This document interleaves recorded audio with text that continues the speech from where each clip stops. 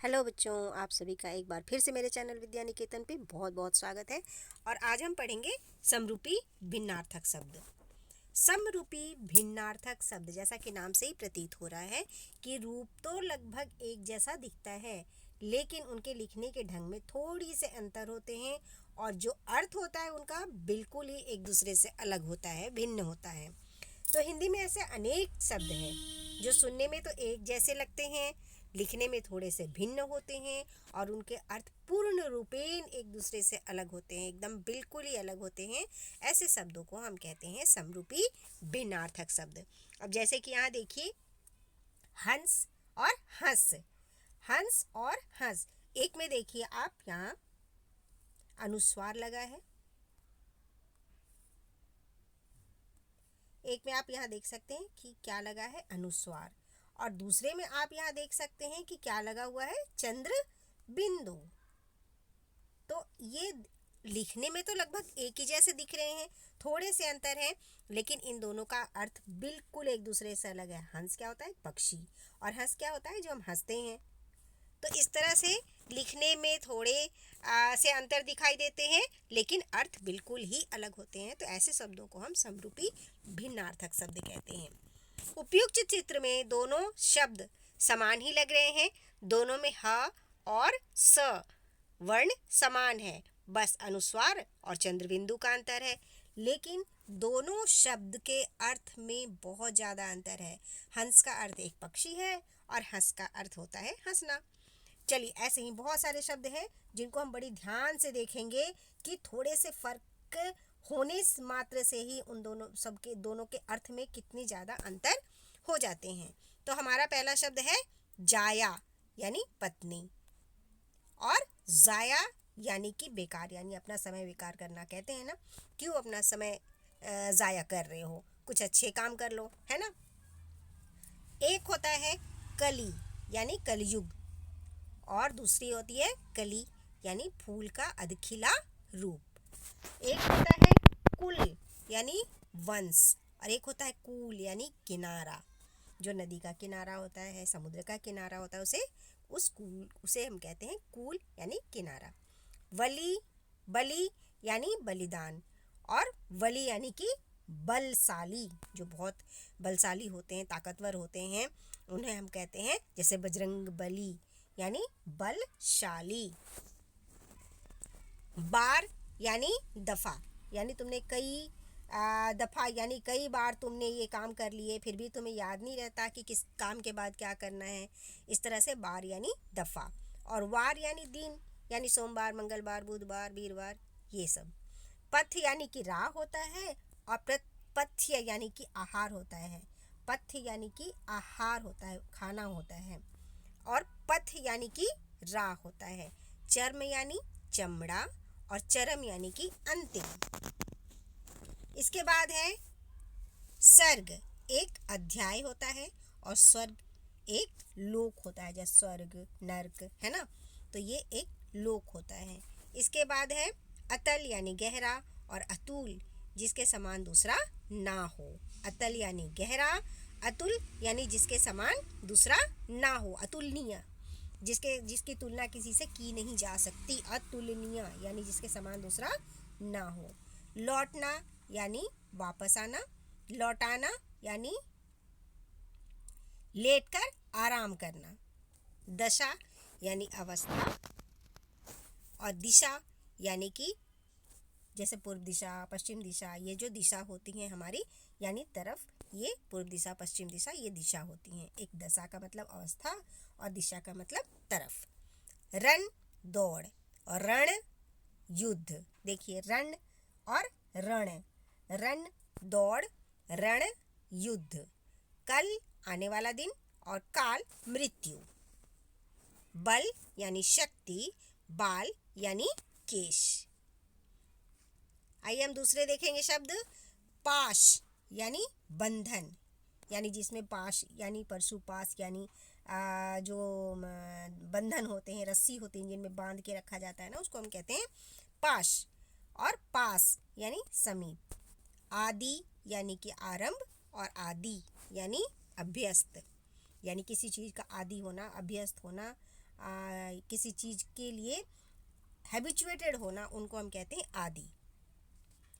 जैसे कर्म का मतलब हो गया काम, और क्रम का मतलब हो गया सिलसिला। आधि यानी मानसिक पीड़ा, और व्याधि यानी शरीर का रोग। बात यानी बातचीत, और वात यानी हवा। देखिए, बोलने के ढंग में भी थोड़ा सा अंतर हो जाता है और अर्थ बिल्कुल ही अलग हो जाता है। बात यानी बातचीत, और वात मतलब हवा। तरी यानी सब्जी का रस या ग्रेवी, और तरी यानी नौका या नाव। पवन यानी हवा, और पावन यानी पवित्र। इसके बाद है बाण यानी आदत, और वाण यानी तीर। बाण मतलब आदत होता है, किसी चीज़ की आदत पड़ जाती है ना, उसको बाण कहते हैं कि इसकी बाण तो छूट ही नहीं रही है। और वाण क्या होता है? वाण होता है तीर।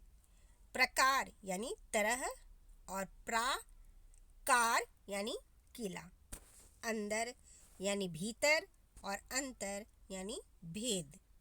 अनल यानी आग, और अनिल यानी हवा। सर्ग यानी भाग, और स्वर्ग तो जन्नत होता है, स्वर्ग नरक। तो सर्ग भाग हो गया, और स्वर्ग जन्नत हो गया। बच्चों, आपके पेपर में इस तरह के शब्द बहुत ज़रूरी है, ये शब्द जानना आपके लिए, क्योंकि पेपर में ये आएंगे ही आएंगे, चाहे वो किसी भी माध्यम से आए। या तो आपके ग्रामर से रिलेटेड जो आपकी पढ़ाई है उसके माध्यम से आए ये, या जो आपको अपठित गद्यांश या पद्यांश जो होंगे उनके अंदर आएंगे ये ज़रूर, इसलिए आप इनकी तैयारी ज़रूर करें। आचार यानी खाने की वस्तु, और आचार यानी आचरण। अली यानी भ्रमर, आली यानी सखी। अली क्या होता है? भ्रमर होता है, और आली यानी सखी। ये दोनों वर्ड जो हैं वो बहुत इंपॉर्टेंट है, और ये अक्सर आते हैं परीक्षा में, इसलिए आप ध्यान दीजिए। अली भ्रमर, आली सखी। इसके बाद है अगले शब्द हमारे चीर यानी पुराना, और चीर यानी वस्त्र। चिर पुराना, चीर वस्त्र। बहु का मतलब हो गया बहुत, और वहू यानी बधू। घर की जो बधू होती हैं उनको बोलते हैं बहू, बहू। दिन यानी दिवस, और दीन यानी गरीब। ये भी बहुत इम्पॉर्टेंट है, इसलिए आप ध्यान दीजिए। इनमें से सभी ही शब्द बहुत इम्पॉर्टेंट हैं। कोई से भी शब्द आ सकते हैं, चाहे वो गद्यांश के माध्यम से आए, चाहे पद्यांश के माध्यम आए, और या फिर आपके ग्रामर की बुक से रिलेटेड जो क्वेश्चन आएंगे उनके तहत आएंगे ये ज़रूर। नेक्स्ट है लक्ष्य यानी लाख, और लक्ष्य यानी उद्देश्य, जो हमारा एम होता है। फन यानी गुण, और फन यानी सांप का फन। भवन यानी मकान, भुवन यानी संसार। इसके बाद है सुधि यानी याद, और सुधी यानी विद्वान। जरा यानी थोड़ा, जरा जरा सा उसको देना, जरा सा देना, जरा सा भोजन देना। तो जरा सा भोजन देना यानी थोड़ा सा भोजन देना।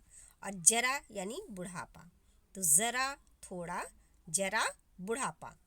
मूल्य जड़, और मूल्य कीमत। परिणाम फल, और परिमाण मात्रा यानी माप या मापतौल। पास यानी निकट, और पाश यानी बंधन। पास यानी निकट, पाश यानी बंधन। अस्त्र हथियार, और अस्तर कवर या खोल। अस्तर यानी कवर या खोल, और अस्त्र क्या होता है? हथियार होता है। तो इस तरह से देखिए 39 शब्द हैं, 40 शब्द हैं, 40 शब्द जिनको हमने पढ़ा, और आप इसे बहुत अच्छी तरह से तैयार करें क्योंकि ये पेपर में आएंगे। चलिए हम इसके साथ ही इसके थोड़े से अभ्यासों को भी देख लें कि किस तरह से ये पेपर में आ सकते हैं और किस तरह से आपको कंफ्यूज कर सकते हैं। देखिए, समरूपी भिन्नार्थक शब्द किसे कहते हैं, इसका उत्तर आपको मिल जाएगा इसी वीडियो में। जो स्टार्टिंग में हमने स्टार्ट की थी तब था, वहाँ पे इसका उत्तर है, तो आप वहाँ से याद कर लें इसे। कि समरूपी भिन्नार्थक शब्द क्या होते हैं, जो सुनने में एक जैसे तो लगते हैं, लिखने में थोड़े अलग होते हैं और अर्थ में बिल्कुल ही एक दूसरे से अलग होते हैं। ऐसे शब्दों को हम समरूपी भिन्नार्थक शब्द कहते हैं। क्वेश्चन नंबर 2 में है, दोनों शब्दों को ध्यान से पढ़कर उचित अर्थ से मिलाइए। आइए हम मिलाएं इसे। देखिए, अंतर यानी क्या होता है, भेद, और अंतर यानी अंदर होना चाहिए, यहाँ पे द आना चाहिए, अंदर यानी भीतर। अनल यानी आग और अनिल यानी हवा। अब यहाँ देखिए, फण, फण का क्या होता है, गुण, और फन का होता है सांप का फन। अब यहाँ देखिए, परिमाण यानी मात्रा, परिणाम यानी फल। इस दिन का मतलब होता है दिवस और इस दिन का मतलब गरीब। इस कली का मतलब होता है कलियुग और इस कली का मतलब होता है फूल का अधखिला रूप। तो इस तरह से देखिए, इस तरह से क्वेश्चन अगर आए तब तो आप कर लेंगे, लेकिन दोनों के लगभग क्वेश्चन ऐसे आते हैं कि दोनों के अर्थ भी लिखिए या वाक्य ऐसे बनाइए कि दोनों के अर्थ स्पष्ट हो जाएं। तब आप अगर अर्थ आपका क्लियर रहेगा तो आप बड़े ही आराम से वाक्य बना पाएंगे। नेक्स्ट है, देखिए यहाँ पर मूल यानी कि जड़ और मूल्य यानी कि कीमत। आचार यानी आचरण और आचार यानी खाने की वस्तु। चलिए हम देखते हैं, अब रिक्त स्थान में हमने भरना है तो हम एक एक करके इसे भी पूरा करेंगे।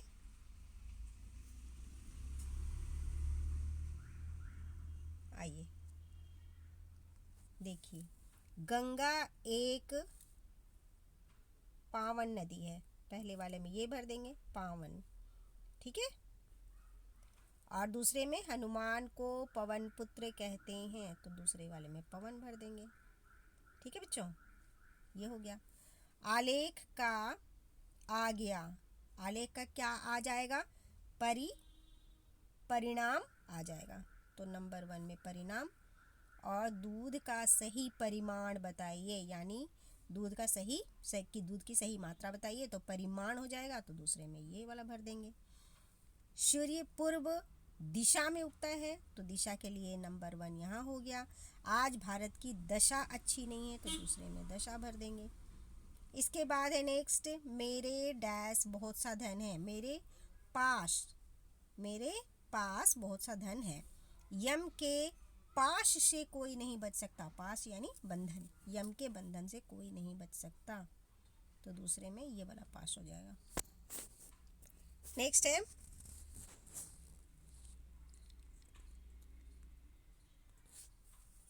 रावण का क्रोध डैश सीमा पर पहुंच गया, तो चरम भर देंगे। इसके बाद पशु चर्म से अनेक वस्तुएं बनती हैं, तो दूसरे में चर्म हो गया। मनुष्य अपने ही डैश का फल पाता है, कर्म हो जाएगा। और बच्चों के नाम क्रम के अनुसार लिखिए, तो दूसरे में क्रम हो जाएगा। राम एक डैश राजा थे, यानी राम एक बली राजा थे, यानी बली यानी बलशाली, तो नंबर 1 ये हो गया। और पशुओं की बलि चढ़ाना गलत है, तो दूसरे में ये हो गया। नेक्स्ट है, वृक्ष का डैश ही उसे पोषण देता है, वृक्ष का डैश ही उसे पोषण देता है, वृक्ष का जो मूल होता है यानी जड़ होता है वो उसको पोषण देता है, तो पहले वाले में मूल लगाएंगे। और वस्तु का मूल्य उपयोगिता से आंका जाता है, तो दूसरे में ये लगाएंगे। चलिए नेक्स्ट है, इसमें कुछ वाक्य बनाने हैं जिनके अर्थ मैंने कहा था ना आपको कि आपके पेपर में इसी तरह के क्वेश्चन आएंगे कि अर्थ के अनुसार वाक्यों का प्रयोग कीजिए, यानी अर्थ आप ऐसे वाक्य बनाइए कि उससे अर्थ पता चल जाए। जैसे ज़रा और ज़रा, एक तो जरा का मतलब होता है थोड़ा सा, और एक ज़रा का मतलब होता है बुढ़ापा, तो दोनों का अर्थ आपको पता है, तो आप इस तरह से वाक्य बनाइए कि दोनों के अर्थ क्लियर हो जाए। तो आपके पेपर में शायद प्रश्न इसी तरह से आएंगे, तो ध्यान से आप इन सभी शब्दों को दोबारा से देखिए और अच्छी तरह से इनकी तैयारी कीजिए, और अपने पेपर में समरूपी भिन्नार्थक शब्द को बिल्कुल भी नहीं छोड़ेंगे आप, ऐसा मुझे विश्वास है। तब तक के लिए बच्चों अपना ध्यान रखिए और अपने पेपर की तैयारी कीजिए, और साथ ही इस अभ्यास को मैं आपके लिए छोड़ रही हूँ, आप इसे कीजिए, इसके अर्थ को देखिए और इससे वाक्य बना के अपनी तैयारी पूरी कीजिए। तब तक के लिए बाय बच्चों, अपना ध्यान रखिए और अपनी पढ़ाई अच्छे से कीजिए। मैं आपके अच्छे नंबर की मंगल कामना करती हूँ।